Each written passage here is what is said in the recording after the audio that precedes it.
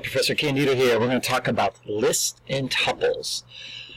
A list is just a bunch of items stored in a variable with the same name. So let's take a look here. We have a variable called numbers. Notice the square brackets. And we have 7, 12, 6, etc., up to -5. That is how you make a list. And how many items are in it? Let's count. 1, 2, 3, 4, 5, 6, 7, 8, 9. And they're separated by commas. A tuple is like a list, except you cannot change its values. And here we have a list of pets. Fire-breathing dragon, a ode to the Game of Thrones fans, fish and turtle. And when you refer to the whole name, such as numbers, you get all of them listed out to the screen. And when I say print s pets tuple, I get all of them listed out to the screen. I can use a for loop to get each individual element within the list. For example, in the numbers, what happens is the first time through, picture this whole list is kind of put over here. 7 is put into element for the first time, and we put 7 out to the screen. Then we go get 12, and we put that out to the screen. I'm going to right size this so you can see it.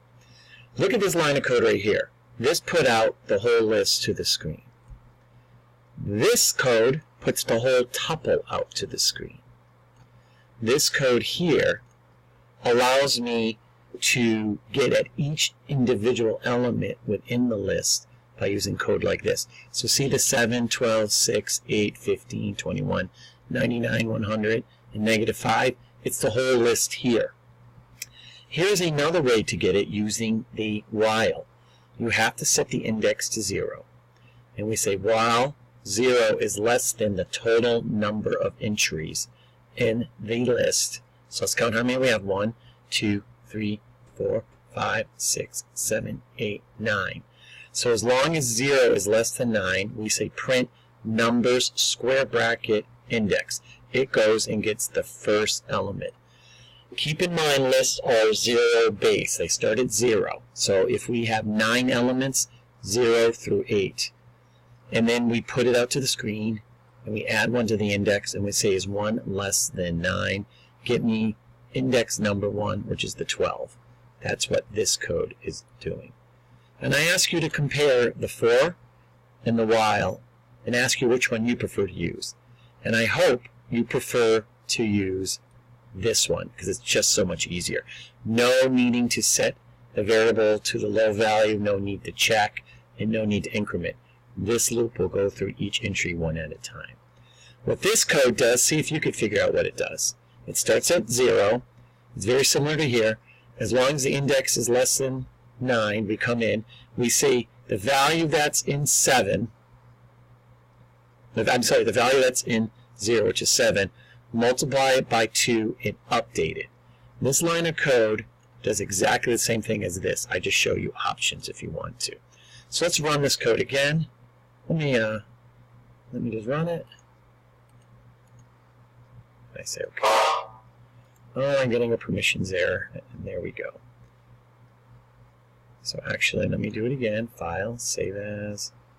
We'll save it to downloads. We'll say save, and I'll run it again. Everything should work great. Now notice, if in this code right here, if I take 7 and multiply it by 2, I get 14. If I take 12 and I multiply it by 2, I get 24. So this code shows you that you can put an individual list element on the left side of the equal. Now picture this.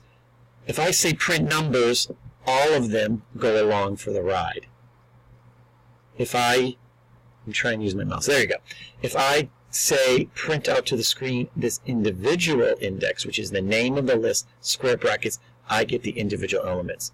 Here treats all 9 of these as one big group, and right here this gets at each individual one.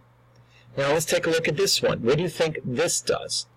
I can create a new list starting at 1, going by 10s, incrementing by 2. And here it is right here. So I can dynamically instantiate an array using the range. What do you think this one does? It creates a 10-position list. I call them arrays. Arrays and lists are the same thing. give me a list starting at 1 up to 10, but not including 11, and go by ones, and this is what I get right here. I can also create a list called numbers 4 by taking square bracket 0 square bracket, multiplying it by 12, and it gives me 12 list values of 0. I can also do square bracket 1 comma 2 square bracket times 10, and I print out to the screen all of the numbers 5,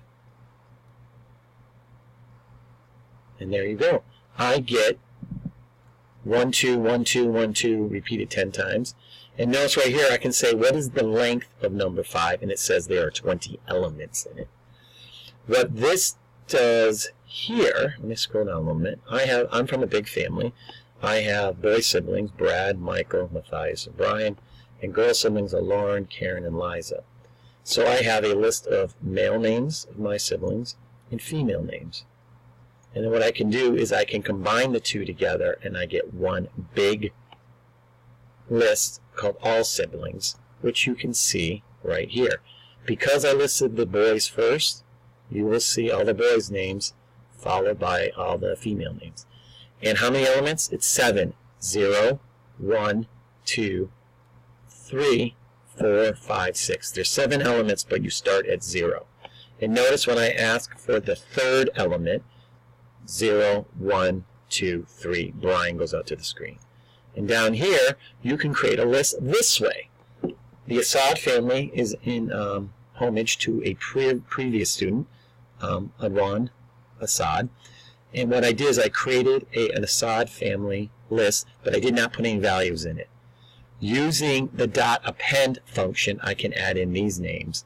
And I decided to add a unique spelling of my name, Brian. And you can see I can process it this way. Many ways to do lists. You can hard code the values this way with square brackets. This is a tuple with parens. I can put out the whole list in entirety. I can get at individual elements. I can create a list dynamically using the range. I can use a list value with a multiplier to say how many. I can use square brackets like I did at the top. Or I can create a list like this, and I can dynamically add things.